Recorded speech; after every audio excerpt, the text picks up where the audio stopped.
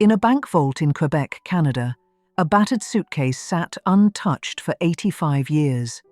Inside, wrapped in yellowed paper, lay one of the most legendary diamonds in European history, a 137-carat yellow gem that emperors had worn, that had survived revolutions and wars, and that the world believed was lost forever. But it was never lost. It was hidden. Hidden by a widowed empress who fled across continents with 8 children, carrying her family's treasures in that small suitcase, determined that no war, no revolution, no betrayal would take them from her. In early November 2025, 3 Habsburg descendants opened that vault for the first time. The New York Times was there to witness it. What they found inside didn't just solve a century-old mystery. It revealed the extraordinary story of Empress Zita, the last empress of Austria-Hungary, and the sacred vow of silence she imposed on her family for 100 years. I'm going to take you inside that vault today, and I'm going to tell you about the woman who saved these treasures and why their rediscovery matters so much more than their monetary value. The fall of an empire. To understand why these jewels disappeared, we need to go back to 1918. World War I was ending, and Emperor Charles I, nephew of Franz Ferdinand, whose assassination had ignited the war, sensed the end of the Austro-Hungarian Empire. The Habsburgs had ruled for centuries, producing every Holy Roman Emperor from 1440 to 1806, and every Austrian Emperor from 1804 to 1918. As one historian put it, the Habsburgs are the greatest dynasty of modern history. The history of Central Europe revolves around them. But now, Charles recognized mounting threats from Bolsheviks and anarchists. He knew what was coming. The Russian Romanovs had just been murdered. Revolutionary forces were seizing royal properties across Europe. Austria was next. Beside him stood his wife, Empress Zita. She was just 26 years old, already the mother of several children, and she was watching everything crumble around her family. Charles made a desperate decision. He had jewels that the ruling Habsburgs had owned for centuries transported to Switzerland for safekeeping. Among them was the Florentine Diamond, a 137-carat gem admired not only for its pear shape and yellow hue, but for its illustrious history. Before the Habsburgs, it had been owned by the Medici family, the rulers of Florence. The diamond's allure only grew when soon after Charles and his family left Vienna for exile in Switzerland, it was thought to have disappeared. Exile, betrayal, and a widow's burden. What followed was a journey of heartbreak that would test Zita in ways no woman should have to endure. The new Austrian Republic enacted legislation in 1919 that expropriated Habsburg property and exiled the family. Charles and Zita fled to Switzerland with their children. Then, in 1921, Charles attempted twice to reclaim the Hungarian throne. Both attempts failed. As punishment, Charles and his pregnant wife were arrested and exiled to Madeira, a remote Portuguese island in the Atlantic. They lived in modest circumstances, struggling financially. And then came the blow that would define the rest of Zita's life. In March 1922, Charles caught a cold. It developed into bronchitis, then severe pneumonia. On April 1, 1922, at just 34 years old, Emperor Charles died. Zita was at his bedside, pregnant with their 8th child. His last words to her were simply, "I love you so much." She was 29 years old, a widow, with 8 children, 1 not yet born, almost no money, and a world that had turned its back on everything her family represented. But Zita was not a woman who gave up. Born Princess Zita of Bourbon-Parma, raised with strict Catholic principles and an iron will, she made a vow. She would protect her children, and she would protect what remained of their heritage. That small suitcase of jewels. She carried it with her everywhere. A mother's odyssey. For the next 18 years, Zita moved her family across Europe, always one step ahead of danger. After Charles died in Madeira, she relocated to Spain, then to Belgium in 1929, so her eldest son Otto could study at the University of Louvain. Through all of this, Zita never let that suitcase out of her sight. But even in exile, danger found them. A dishonest financial advisor swindled the family, stealing many jewels. The betrayal made Zita even more protective of what remained. Then came the greatest threat of all. As tensions built across Europe, Zita and Crown Prince Otto vigorously opposed the growing Nazi threat. Otto even offered his services to Austria as it struggled to remain independent. When the Nazis annexed Austria in 1938, the Anschluss, Otto was declared an enemy of the state. The family was marked for arrest. Concerned that Germany was about to invade Belgium, Zita fled with her 8 children. At dawn on May 10, 1940, Zita's birthday, German forces attacked. The family escaped with hours to spare, ultimately arriving in the United States in July 1940. The Empress carried the jewels with her in that small cardboard suitcase. Finally, with American help, the family traveled to Canada. Sanctuary in Canada. Canada offered them refuge. The French-speaking province of Quebec welcomed the exiled Empress and her children. They settled in a modest house. Life was austere, but for the first time in years, Zita felt safe. My grandmother felt very safe. She could breathe finally. Her grandson Karl von Habsburg-Lothringen would later tell the New York Times. I assume that, at that stage, the little suitcase went into a bank safe and that was it. And in that bank safe, it just stayed. And it was here that Zita made her extraordinary decision. She told only 2 of her sons, Robert and Rodolphe, where the jewels were hidden.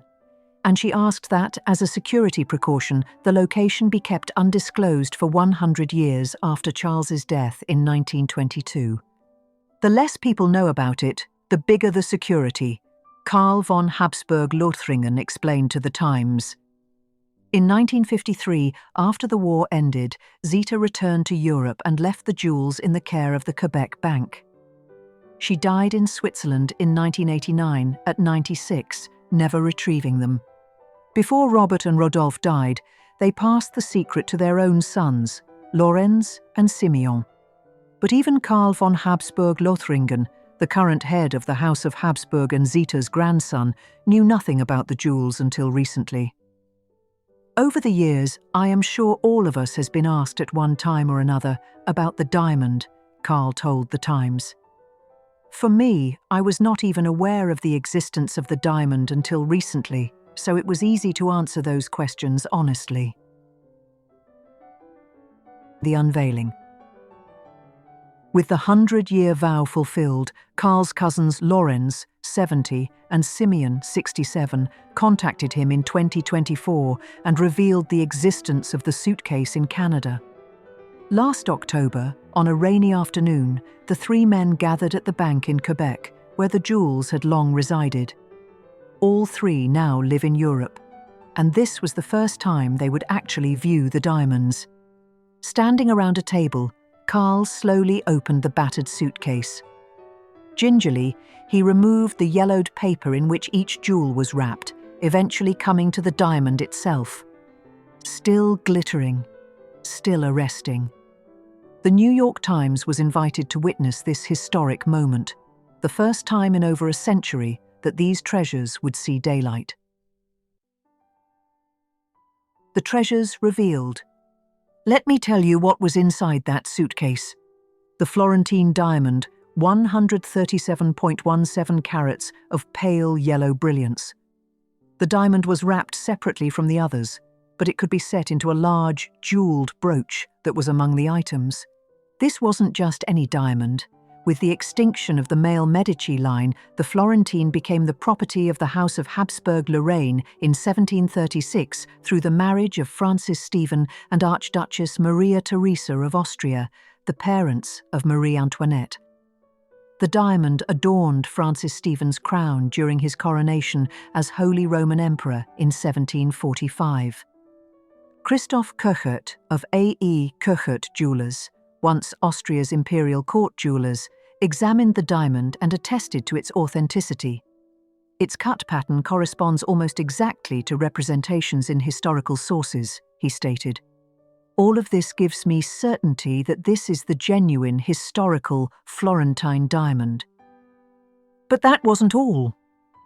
The collection includes a diamond-encrusted Order of the Golden Fleece, the house order of the Habsburg family, founded in 1430 in Bruges, Belgium. Karl said he was most moved by this medal. That's something where I'm very much ingrained into the history of it and the role it played for the family, he told The Times.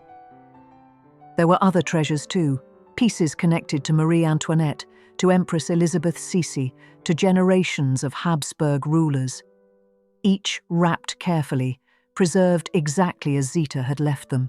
16 pieces in total, not the entire Habsburg collection. Some jewels remain missing to this day, likely stolen or sold in the chaos after 1918. But what Zita saved is miraculous. The mystery that captivated the world. For decades, the rumored disappearance of the Florentine diamond spawned wild speculation. One theory held that the Habsburgs, like the Romanovs after the Russian Revolution, had sold the diamond for cash, after which it was cut up and sold to unknown buyers. A more hopeful hypothesis suggested it had been given to a Habsburg servant who took it to South America, and that it was still out there, somewhere. There's even a Florentine Diamond brand of perfume now, described as an alluring and sophisticated fragrance. Some in the gemology world suspected the diamond had been recut to conceal its identity. When a yellow diamond roughly half the size of the Florentine surfaced at auction in 1981, many jumped to the conclusion that it had most likely come from the missing gem. Films and novels anchored their plots on its disappearance. But the real story, now told for the first time by the descendants of Charles I, is that it never really went missing. It was simply kept secret, out of respect for Zita's wishes and to protect the jewels from danger. A Canadian legacy. The Habsburg family has made their intentions clear. There is no plan to sell the diamond, and the family declined to speculate on its monetary value. Instead, they want to display the Florentine diamond and other jewels in Canada to thank the country for taking in the Empress and her children. It should be part of a trust here in Canada, Karl von Habsburg-Lothringen told The Times. It should be on exhibition in Canada sometimes, so that people can actually see those pieces. The family plans to place the jewels under the control of a Canadian trust and display them at a Canadian museum in the next few years. Within those years, you and I will be able to stand before the Florentine diamond. We'll see the golden fleece badge. We'll witness treasures that adorned emperors and empresses that survived revolutions and wars, that one determined woman carried across the world. But here's what moves me most about this story. It's not the monetary value of these jewels, though they're priceless. It's not even their historical significance, though they're irreplaceable pieces of European heritage. It's Empress Zita herself. I think she wanted to make sure that it was not in her lifetime, Karl told The Times of the jewels resurfacing. I have the feeling she was very glad that some important objects of the family are something that she had saved. That was historically very important for her, because she was somebody who was thinking very much in historic terms. A 29-year-old widow with 8 children and almost nothing to her name, who carried a small suitcase across continents through wars and revolutions, who never sold a single piece, even when her family struggled, who thought in terms of centuries, not years, and who trusted her descendants to honor a promise she wouldn't live to see fulfilled. She saved these jewels not for their beauty, but for what they represented: memory, continuity, heritage, love. the tangible proof that her family's story would not be erased. And she succeeded. Against all odds, she succeeded. So I want to know, what do you think should happen to these jewels? Should they tour museums around the world? Should they return to Austria? Or should they remain in Canada as Zita intended, a permanent thank you to the country that gave her family sanctuary? Leave your thoughts in the comments below. And if this story moved you the way it moved me, please give this video a like and subscribe to the channel. There are so many more stories of remarkable women and royal legacies waiting to be told. Thank you for joining me in opening that vault today. Until next time.